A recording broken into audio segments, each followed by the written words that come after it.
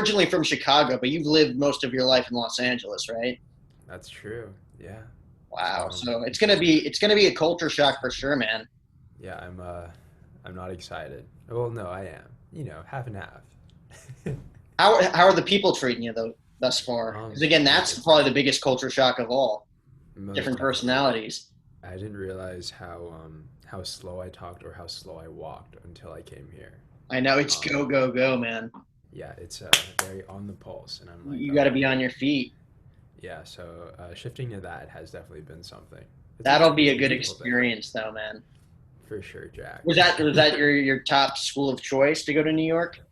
Yeah, it was actually originally I went to UC Davis for a year, and then yeah, music wise, I don't know what really drew me to New York, but I was listening to like a lot of jazz albums at the time, a lot of live jazz albums that were recorded in Manhattan, and I realized Davis really wasn't fit for me. It's fit for Hmm. many other people.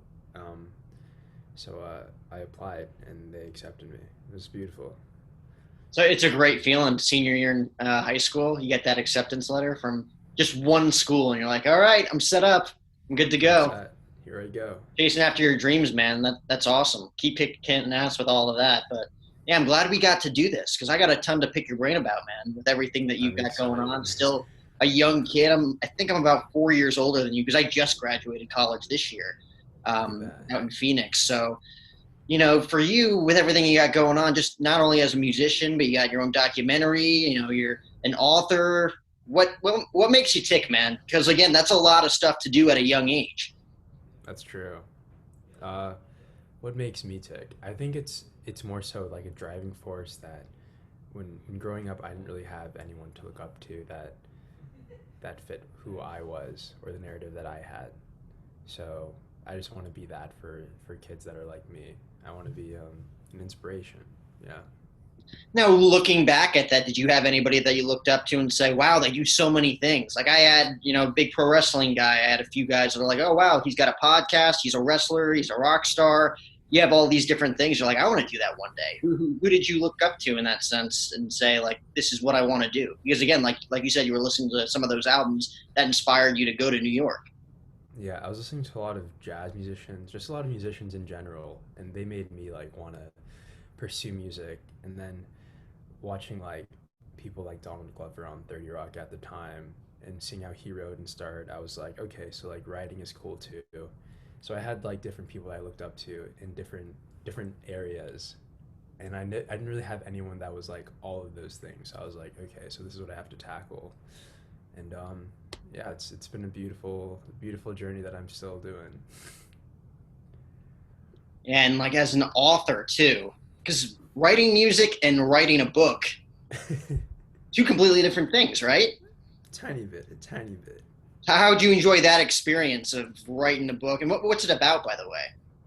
So it's chronically positive. My son's 5 step system, staying positive. It's centered around my kidney illness, nephrotic syndrome. I co-authored it with my father. It's basically the steps that we do whenever I'm in the hospital, whenever we're feeling too down, and just how we implement these steps and stay positive, have a positive outlook. It was just also like our way of giving back. It was beautiful, man. Oh my god, and that's awesome, dude. I definitely want to read it at some point. Again, Jeff Lopes, got to give him a shout out for setting this up, kind of reaching out and connecting both of us. It's beautiful. Because again, I feel like I'm in a similar boat of someone who's just wants to accomplish a lot of things, and like nothing's really going to stop me. And I feel like we're on the same, wavelength there when it comes to that stuff. So, at what point, you write the book, you got the documentary as well in the shed. What's the idea behind that? What's the documentary about? Is it similar to the book, or was it something completely different? Yeah, similar to the book, it was about um, it was centered around my kidney illness and growing up with that, my journey with that, how it was. At the time, I was doing mixed martial arts, so it was showing all these montages of me doing mixed martial arts, just doing stuff I'm passionate about, and focusing that around my kidney illness, how I'm juggling all these things. And the main purpose of that was to give back again, to give back and to show everyone else that, like, it's not the illness that defines you. You do anything you want. And that was like the main premise of the documentary. It was like the book, but what my dad and I wanted to fill the masses, to affect even more people. So we were like, okay, a documentary is probably more accessible, so let's try and up the ante.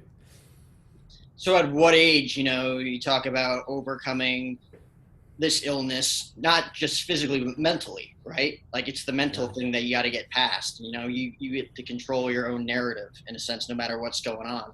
At what age did that click for you? Because obviously your dad, I feel like, is very supportive. He's juggling all this stuff. He co-wrote the book with you. He's setting up the documentary. He set up this podcast. He actually like that's why I apologize for the Zoom at the start of this, because he's like, yeah, I'm assuming the interview's off because I haven't gotten a Zoom link yet. I'm like, all right, I'll send it. Sorry, man. But he obviously seems very supportive, and with everything you got going on, how do you keep that mental health intact? And at the same time, when did it click for you that you control your own narrative? Yeah. Well, first, shout out to Dad. I'm very honored, very appreciative to have someone like him in my corner. But also, it took a while. It's definitely hard growing up and being the odd kid out. Having to not go to school, having to miss days because you have an illness, and everyone else is playing handball, and you have to sit in the corner because you can't like physically, you don't feel like it physically, and then that just takes a toll mentally.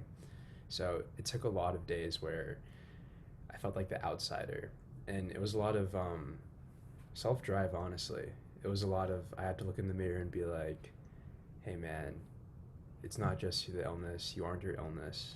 You have to."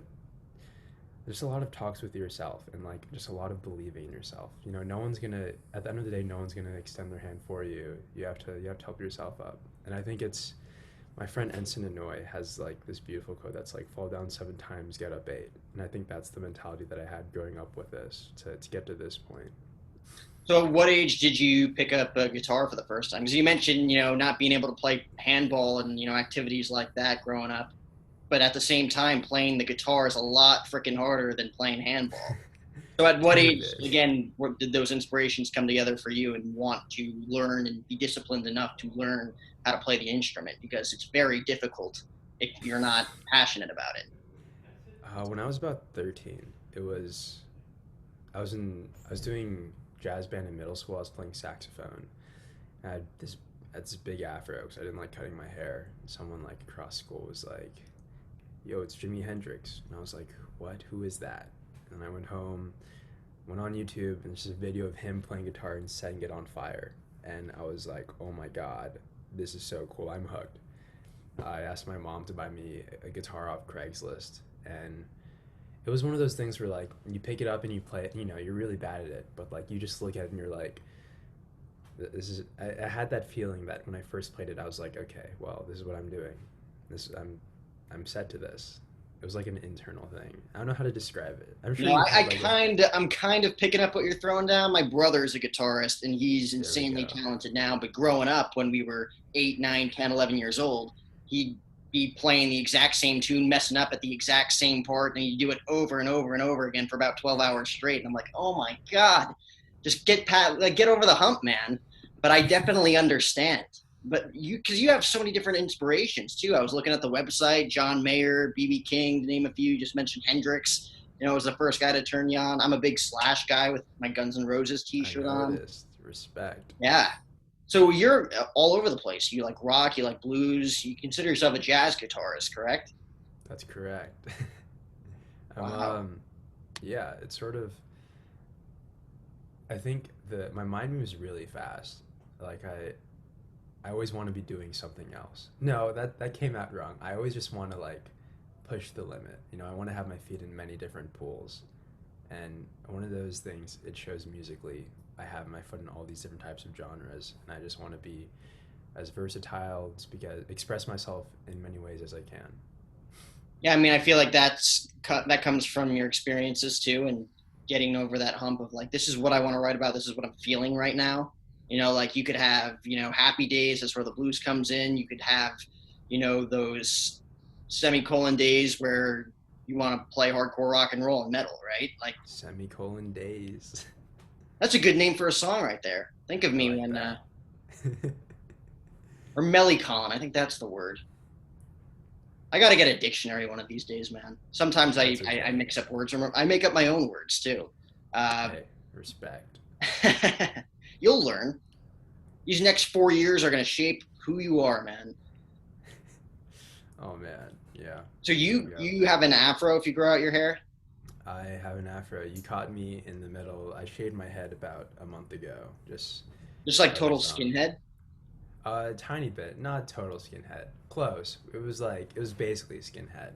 But whenever like I'm about to do another project, I do this thing where like my phone is on do not disturb. I shave my head as like a meditative thing, and I like just make a bullet point. So you got me in the middle of my creative storm. But normally it's an afro. I respect them. I had hair like down to here about a month ago, and I cut Wow. it down to this just because I needed a break. I Hair's wish I always nice. had the courage to just shave my head every now and then. Because it's the best feeling in the world, man. You don't have to do anything. That's true, and you save on shampoo and conditioner. Yeah. I have like this mean calic though in the middle of my head. It's like a little bump. So I don't have a great bald skin head, but I That's love the okay. feeling. You respect it. I like that. So what's your main goal, moving forward with everything you got going on? I mean, you've accomplished so much, but now you're at school. Are you going to use your studies to continue to grow as a musician, or are you going to, again, take your own experiences that you've already had and your own knowledge that you've gotten, whether it be from your dad or other mentors that you've had in your life, and kind of use that to shape and build your career as a musician? Yeah, it's that's the question that even I want to find an answer to. Being here in New York has definitely awoken something in me.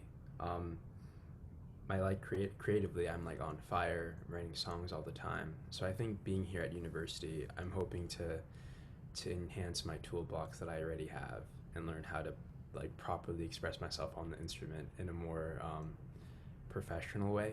Maybe not as much as in a DIY way, Mm-hmm. but I feel like my upbringing with my father, the documentary, those skills have definitely shaped me and as a musician outside of playing the guitar, like just as a person. So my goal right now is to just properly figure out who I am musically. Like I have an idea, but I think now is my time I can really just hone in and really like define who Tyler Ransom is. Now, do you want like a specific genre, or would you want to be all over the place? I think Because I again, like my brother specifically, like he's a big Dave Matthews fan. He's into jam bands, but he loves and appreciates rock and roll too. He appreciates rap music as well. Like, there we would you go. want to do different styles of music? Like, put out a track of something completely different, or do you want that one genre that people look at and be like, "That's Tyler Ransom"? Yeah, I think right now I'm trying to be versatile. So I feel like just a little bit of everything. Yeah. I know it's not really like the best right now, but I think that's what my heart wants. So I'm gonna try and mend everything together. Wow. See, I think that's more interesting because you're going to get a lot more looks from a lot more people that appreciate your different styles and different wide, objectives of what you're trying to get out there. Because again, like you're going to have times where you're inspired to write something a little heavier than other days where something might be a little bit more low key, Exactly. which Exactly. comes That's from it. those different inspirations of, John Mayer, BB King, Slash, Jimi Hendrix, all of these guys. Yeah. So moving forward in New York, did you travel a lot growing up? Because again, like getting inspiration to write stuff, you must have had to have different experiences. Because again, being in New York is going to be completely different from living in Los Angeles. Like you got to get out of your element in a sense to kind of be re-inspired by things. That's true. I with my mom I traveled internationally. Like we went to Thailand. My mom's also Filipino, so every 2 years we went to the Philippines. But I didn't really travel a lot in the States. This is my first time just going to the other coast. So Wow. in regards to that, like I grew up mainly in Los Angeles, so a lot of the experiences that I write about or that I have experienced have been just like at school or with friends, just like growing up in LA. Yeah, growing up in SoCal, things are laid back. Now you're in So New York, man. yeah, I gotta That start in-your-face talking fast. mentality. Yeah. I don't really have that yet. I don't know if you got the vibe yet, Jack. So have you, I guess in a way, have been inspired or found that niche to write different music yet with a different style being in a different state? Because again, you just Yeah. got there, right? I just got here. It's been insane already.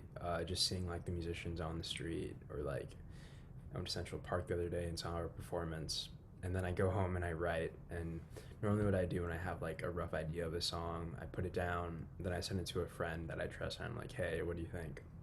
And lately, the feedback I've been getting, everyone's like, "Oh my God, this is a whole new you," and I'm like, "Wow, so New York really is rubbing off on me." But yeah, so I think my sound is changing as of now. That's Probably, yeah, awesome, man. thanks to that East Coast. But once the That, snow comes, it's probably gonna change again. oh yeah, you're gonna turn into Kurt Cobain when the snow comes. Yeah. Most depressing months out of the year, I thought, growing up. You're gonna have a different experience because you didn't have it growing up. But from my perspective, I just did not love winters. You might be There different we though, go. man. Maybe I just a don't little want to bit. put it down because you did move there. How many roommates you got? I have four roommates. It's pretty Four crazy. roommates.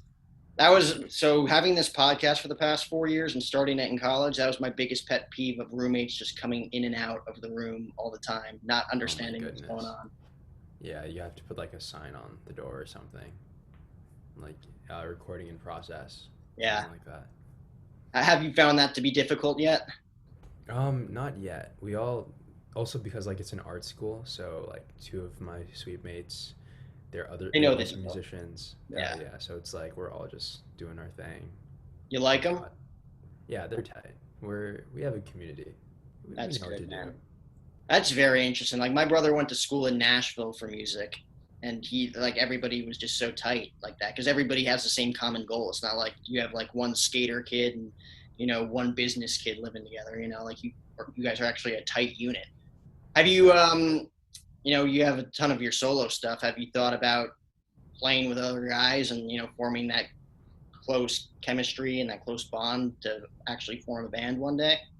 For sure. I don't really know if in regards to like a band, but at least like a band to back me up, you know? Yeah. So like when I perform live, I got my homies in the back supporting me. But I've definitely been vibing with different people, sort of getting the line up together. Hopefully next year when things are hopefully better, we could go out there. Oh yeah. Just go to Central Park, man. Yeah, All you you're got to do. right. Just do that. But it's Just play exciting. Smash. And you got so many different tools in your toolbox too when it comes to making music videos, producing documentaries. Like you got a lot to bring to the table in regards to that stuff. How have you enjoyed making music videos and putting those together? Because I feel like those take a long time, but the once it's out, it's awesome to look at. Like all that Yeah, work paid off. it's been crazy. The music videos I've made have just been like with friends and like for free. We just get a camera and just like mess around. Like Yeah. my latest one for Ends Well, I rented a camera from the school with my roommate, and we just went around like Washington Square Park and just filmed me like rolling in the grass. And we put that up, and people were like, "This is very avant-garde," and I was like, "Yeah, it is avant-garde. That's what I was going for, 100%." But like, Wow. it's been it's crazy applying visuals to it and like not taking yourself too seriously, and just like letting the music speak for it. It's been a beautiful thing. I I love feel it. like with your passions and everything that you've gone through, promoting mental health, for other people as well as yourself, getting there. Because again, you got to take care of yourself before you can take other people. That's what I There believe. you go. I feel like that's what a lot of people believe. When it comes to people critiquing your stuff, like you mentioned before, you only go to people that you really trust, that are going to give you honest feedback, whether it be good, bad, or ugly, right? There we go. Growing Yeah. up, did that stuff ever get to you? And over time, like what kind of taught you that it doesn't really matter what other people think, but at the same time, taking that criticism from the people that you do trust that are going to give you that honest feedback? Oh yeah. For the longest time, I like couldn't hear criticism because like it just ruined me mentally. I was like, oh man. But um, I think the more I created, and the more I started listening back to the songs I wrote, it was just like just believing myself and being like, okay, people may not like this, but as long as I vibe with this and this is honest to me, then I did the job. Like that's my end game, to just put something out there that represents me. And if they don't like it, that's that. But That took a long time and a lot of believing in myself to come to that stage. And then when I did, now I feel confident and happy whenever people bring criticism because I'm like, okay, well, this helps me formulate how I can further express myself and be honest. And we talked about your dad, Marlon, earlier. How, because obviously he's very much involved, but how big of a factor was he early on when it came to finding your passion and accomplishing everything that you've done to this point, and at the same time get you in that mental capacity to say, I'm going to do what I love because that's what's going to bring out the authenticity in me, and that's what's going to bring me true happiness at the end of the day. Yeah, my dad is he's my number one supporter, my number one fan. Goes to all my shows. I'm very honored. Yeah, I love him. But no buts. But he's he was always honest with me in the beginning and honest with me now, and he helped me find my voice musically, and he implemented the whole just believe in yourself, and if people don't like it, then they don't like you, and you just have to keep moving. But his guidance really helped shape who I am as a person. Yeah, not everyone's gonna like you, man. And I feel like that's the most important lesson to learn in life. You know, be yourself. If people want to be a part of your life, they're gonna be a part of your life, and if they don't, then move on. Do Exactly. you remember the first time you played live, and were you nervous as hell? Yes, I remember the first time I played live. Wow, you really brought me back, Jack. I think I was like 14. I was with some friends in middle school. We played Careless Whisper at like an art gallery, and I almost pooped myself. I remember my dad came there and filmed, and I was looking at the footage, and the whole time my face is just dead. I'm just looking at the floor, just it's like someone like my dog died or something. How many people were there? It was very small. It was like, well, I guess very small is like it's different for everyone, but there were like 20 people. It was just like people that go to art galleries. I feel like it would be a lot harder to play in front of 20 to 30 people as opposed to like 3,000 people. That's true. As odd as that sounds. Yeah, it's a What's lot the because largest capacity you've ever played in front of? maybe 3,000. I mean, Really? I'm just thinking. I did my high school. I did my high school talent show senior year, just as a, like my final goodbye, and it was mandatory. It's during the school day. About like Was it like a 30,000. giant auditorium? Yeah, it was a giant auditorium. Wow. I hit that Yeah, right on the head. Wow. you did. That's so fun. I think the first song my brother ever played live was Hunger Strike, Temple of the Dog Oh my goodness. in a restaurant in front of like 30, 40 people. And like Intimate. you look back at it, like in the moment, I'm like, wow, he's kicking ass. And then you look back at the video, like, yeah, he's definitely improved. That's what happens to me all the time. You is your dad, your mom, like taking videos of you, and you look back 4 or 5 years ago and look and say like, man, that was great at the time, but like I've definitely improved down the line? Or do you look back at Mm. it and be like, that was awful. I'm so glad that I kept doing this. A little bit of both. Sometimes I'm like, wow, I definitely did something. That's me there doing that. And sometimes I'm like, I can't look at this right now, guys. Like it's too awful. But it pushes me. Then I go to the practice room, I go to the shed, and I just practice even more. Yeah, I mean that's the only thing you can do because it's the one thing you want to do. Do you Exactly. think you'll get more into, because again, you wrote the book, you did the documentary. Do you think you would want to do more stuff like that to either spread a cause or just have a passion project? You see Dave Grohl doing all this stuff, from the Foo Fighters. Like he's the musician, but he's also kind of, a director. He's a filmmaker. He does all this other stuff. Because, like you said, you want to like dip your toes in a bunch of different things, whether it be creatively or musically. Is that something that's crossed your mind? Definitely from time to time. And then I'm hit with the reality that I have a paper to do and I'm in college. Yeah. So I think it's also I have to be realistic with my goals. But like I definitely want to do all those things. It's just a matter of how I'm going to organize all that and manage my time because that's probably I mean, you probably know, Jack, that's probably the most important asset I have being in college, time management. So I got to work on that first. I mean, it's going to be the most important thing moving forward, man. Like the past 6 months after graduating, like time management, I found out very quickly. It's like, well, I have a job, I gotta make money, but at the same time, there's a lot of downtime. And what are you gonna do with that time? You gonna keep working, or are you just gonna sit on the couch and watch TV? Exactly. So at that point, you're you've done all of this stuff. What are you, 18? Freshman year of I'm college? close. I'm 20. So 2 years off. So you're 20 years old. Still, you got to look back and think like, I've already done all this stuff. I got to go to school. There's a lot on my plate, but you're 20 years old. You still have so much more life to live. Like, this is where you can make all of those mistakes. You don't want to make mistakes, but like, this is your time to experiment and do things creatively that, I guess, in a sense, not a lot of kids your age or my age are willing to do. Yeah. It's Have you found that to be true, or? oh yeah, for sure. This is like, I guess I see this with a lot of my peers as well, that they're like, "Oh my God, I haven't found myself and I'm 19. What am I gonna do?" And I'm like, "Guys, relax, relax. Like Yeah, you're only 19. yeah. Like give yourself time to make mistakes." You hit it on the head again, Jack. This is I the feel like it heartfelt goes thing. one of two ways. It's either you're, our age and you have no idea what you want to do with your life, and you got to think like, I got my whole life ahead of me. Or there's, other people who have accomplished so much and they think like, oh, I should be at my peak right now. But you're 20, 21, 22 years old. There's still a lot of room to grow. You're going to make mistakes. And sometimes it's hard to realize that in the moment, because sometimes time doesn't move as fast as you think it is or you want it to be. And you just got to look back and think like, man, I've accomplished so much. You don't want to look back at the past. You want to keep moving forward, but at the same time, appreciate what you've done. Exactly.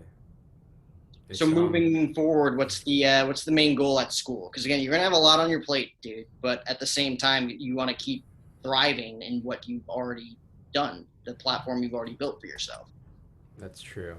I want to I mean, I guess like at the heart of everything, I want to remain authentic to my craft. I don't want to overwork myself, and I don't want the guitar to ever end up feeling like a chore. Yeah, I realize like being at school for music is a luxury that many people can't afford. So I'm trying um, to just make the most of it. I want to continue to be better at my craft, and I want to get tools that will help propel me to a space where I can properly express myself and hopefully help others find their voice.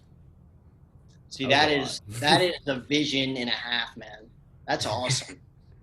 Thanks, Jack. That's fantastic to have that mentality at 20 years old. I sound like I'm 55 talking No, to you, don't worry, Jack. but I mean, it's so true, man. And I wish you the best of luck with everything you got going on. I'm glad your dad and I got to talk to set this up as well. You have class today? I do have class today. See, I promised I'd get you out of here in an efficient time, and that's what I'm going to do. But the last thing I do want to ask you, with everything you got going on, and give me an honest answer here, because I Of feel it course. sometimes too. When you're doing something you're passionate about, you want to accomplish big things, you got a big vision. Sometimes it doesn't turn out that way. And to go back to our last conversation about, we're young, we got a lot of time to figure this stuff out. But have you ever felt times, I don't want to use the B word, and burnt out, but have there ever been times where you've kind of doubted what you're doing and think like maybe it's time to take a break from this? Because at the same time, like when you have those feelings, I know at least for me, if I ever feel burnt out in a sense, I still can't let it go because it's a part of me. It's almost No, consumed a little yeah. piece of me. It's it's happened quite a few times on this journey, and it's definitely not going to stop anytime soon. Like I think that's just part of the journey for us creatives, doing something we're passionate about, sort of going off the path that's written for us. But I think it's overcoming that feeling and just keep pushing on, because the people that do push on are the ones that make it. What is it like? You can like swim or swim or drown, something like that. But Yeah, like, it's quite literally like that's how it is. Sometimes you need to be burnt out and you need to take a step back and just look back and see everything you've done and really put stuff into perspective, and maybe that'll like either you'll be like, oh, okay, maybe I'm focusing on the wrong thing, or maybe it'll be like, okay, so I've done all of this. I need to take time to appreciate all this. I got lost in the sauce. It's the journey, not the destination. Then you keep moving forward. I love that, man. I love that. Well, I'll let you go. In the Shed, the documentary, it's out now. Where can we find everything that you're doing, whether it be on social media, the documentary, the book? Where can we find all that?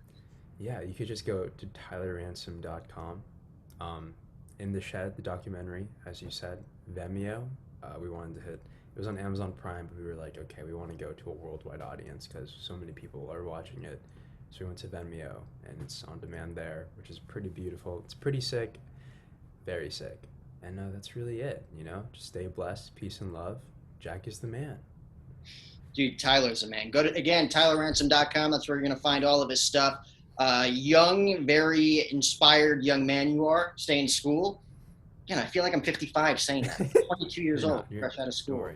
Don't But worry. yeah, dude, we got to do this again sometime. Hopefully, a few weeks, few months down the road, we can catch up I'm again. excited. Do this. Maybe when I'm back home, we can meet up and do something. But again, man, keep kicking ass. I'm glad that Big props to Jeff Lopes for setting this up. Big props to your dad Marlon for setting this up as well. Um, keep doing it, man.